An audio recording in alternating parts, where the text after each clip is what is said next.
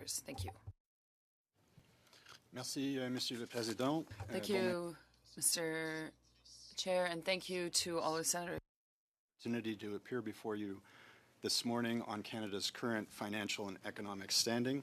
I'm joined, as you know, by my colleague Andrew DiCapua, our principal economist. The Canadian Chamber of Commerce is Canada's largest and most activated business network, representing roughly 400 chambers of commerce and boards of trade in communities across the country, and more than 200,000 businesses of all sizes, sectors, and regions.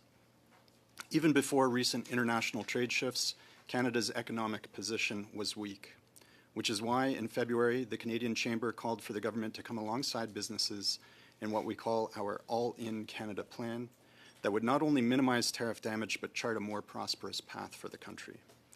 The plan addresses three critical challenges requiring immediate action. First, economic growth.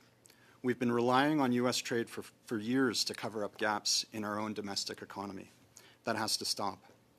It's time to dismantle our internal trade barriers to achieve free trade in Canada and claim the estimated 4% GDP gain that we're leaving on the table.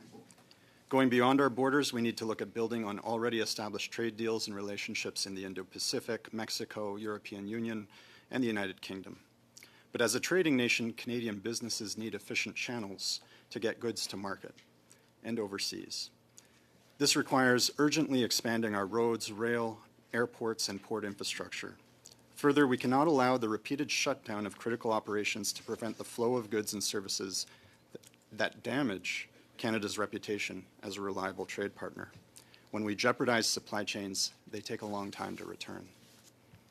And while we commend the government on Bill C-5's swift passage, we remain concerned that a two-track system could emerge that blesses some projects even as others remain stalled. Every project needs to face reasonable, transparent, and predictable processes. Second, global competitiveness. Canada's appeal as a place to do business is declining. We need a regulatory and tax environment that attracts domestic and international investment, helps businesses grow, and encourages new businesses to launch.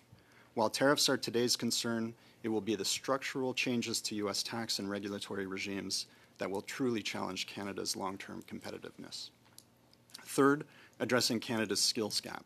This year alone, the talent shortage cost our economy $2.6 billion, according to the Conference Board of Canada. We need both a national workforce strategy that invests in upskilling and reskilling workers with a focus on those vulnerable to automation and AI, and a strategic immigration system that respects the needs and constraints of provinces, territories, communities, employers, and employees. Canada cannot achieve economic security without bold action on these three fronts. I will now turn over to my colleague.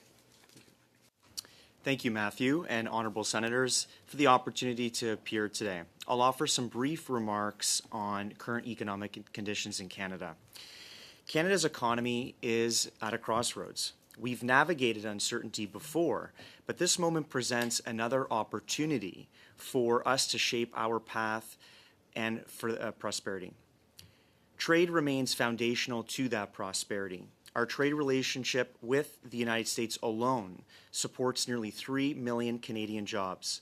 The recent U.S. tariffs on Canadian goods represent one of the largest external shocks to Canada since the 2008 financial crisis, excluding the pandemic. The data reflects this pressure. Just this morning, export data for August was released, showing a decline of 3%, the first monthly decline in exports since April. In Q2, export volumes fell 7.5%. Investment in manufacturing and equipment declined 9.4%, as uncertainty clouds business decision-making.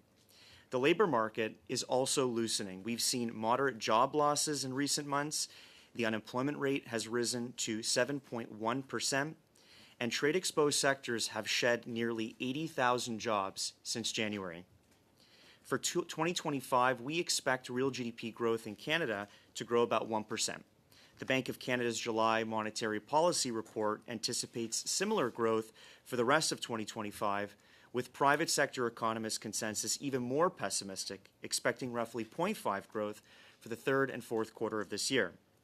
The Chamber's own nowcast expects growth about 1.5% for Q3, suggesting that the worst is behind us and that Canada is likely to avoid a recession. On a positive note, inflation has been within the bank's target range for 20 consecutive months, allowing interest rates to move lower and provide some support to households who have remained resilient through this time. However, early signs are suggesting that this momentum may fade. Still, the trade shock has left a structural mark, putting the economy on a permanently lower trajectory. As my colleague outlined, strengthening competitiveness, accelerating productivity, and accelerating diversity in people and in markets will be crucial. Canada is vulnerable to these external shocks, but building resilience against them is essential. Finally, the scarring effects from recent U.S. actions have yet to be fully realized. We must act with urgency and ambition to revive growth, bolster resilience, and set an optimistic course for long-term prosperity. Thank you. Merci.